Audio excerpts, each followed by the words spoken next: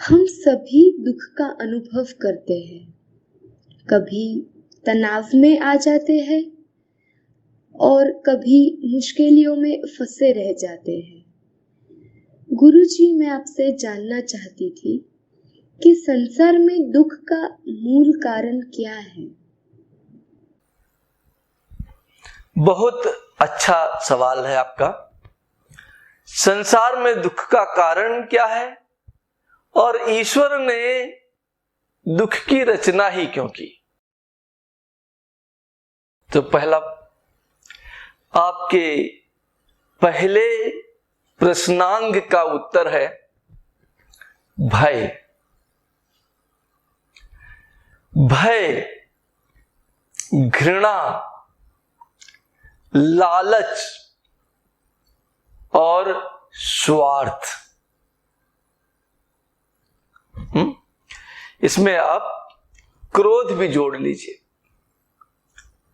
भय, घृणा, स्वार्थ, लालच और क्रोध के कारण ही मनुष्य दुख को प्राप्त करता है। जब भय होता है तो एक भावना आती है, मेरे भविष्य में क्या होगा। और जब भविष्य की चिंता हो जाती है तो हम बहुत सारी चीजों को इकट्ठा करने का प्रयास करते हैं, नहीं कर पाते तो दुख होता है। और दुख की एक जननी भी है, ये तो हमने आपको कारण बताए, पर दुख का एक मुख्य कारण है दुख की जननी, और दुख की जननी है आशा। आपने इस भय के कारण अपना एक नए संसार की रचना कर ली, पुत्र कर लिया, पत्नी ले आए और उम्मीद करने लगे कि ये पुत्र वृद्धावस्था में मेरी सेवा करेगा, सुबह आकर के मेरे पैर स्पर्श करेगा। नहीं करेगा तो क्या होगा? दुख। तो दुख की जननी आशा है। और ये आशा क्यों आती है, उसके कारण है ये 5: भय, घृणा, स्वार्थ, लालच, क्रोध। यदि आपने आशा का परित्याग कर दिया तो जीवन में कभी दुख नहीं आएगा।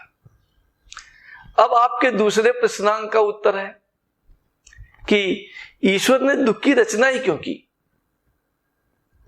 ईश्वर ने कुछ नहीं बनाया, सब आप ही बना लेते हैं, सब मैं ही बना लेता हूं। ईश्वर ने जब मनुष्य की रचना की तो ब्लैंक दिमाग दिया। दिमाग दिया, कुछ लिख के नहीं दिया था। आपका दिमाग जन्म के समय बिल्कुल वैसा ही होता है जैसे आपने एक नया कंप्यूटर खरीदा हो। फिर उसमें आप अपने एक एक चीजों को, भय को, घृणा को, उम्मीद को, क्रोध को डालते जाते हैं। वो इनपुट है आपके, और उन जो इनपुट आपने अपने दिमाग में डाले हैं उसको विस्तृत कर, एनालाइज कर आपके सामने दिमाग वापस रख देता है। इसलिए जो आपके विचार हैं और जो आपके कर्म हैं उसी से सुख और दुख की रचना होती है। सुख और दुख भगवान नहीं रचते। सुख और दुख आपके कर्म, आपके विचार। और यदि आपने गीता पढ़ा हो तो उसमें कर्म का भी परिभाषा है। ज्ञानेंद्रियों द्वारा कर्मेंद्रियों द्वारा किए हुए समस्त कार्य कर्म कहलाते हैं, और उन्हीं कर्मों के कारण सुख और दुख उत्पन्न होता है आपके जीवन में।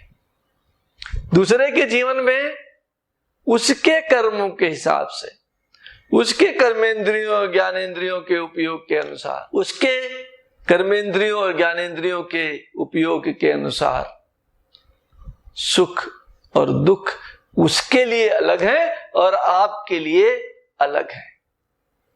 इसलिए ईश्वर को दोष देना ठीक नहीं है।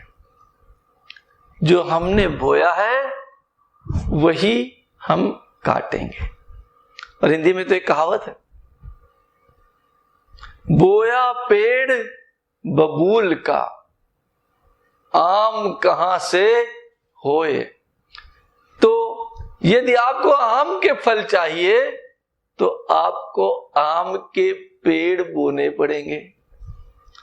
और इसीलिए मैं कह रहा हूं कि आपके सुख दुख आपके विचारों की, आपके कर्मों की, आपके उम्मीदों की देन है।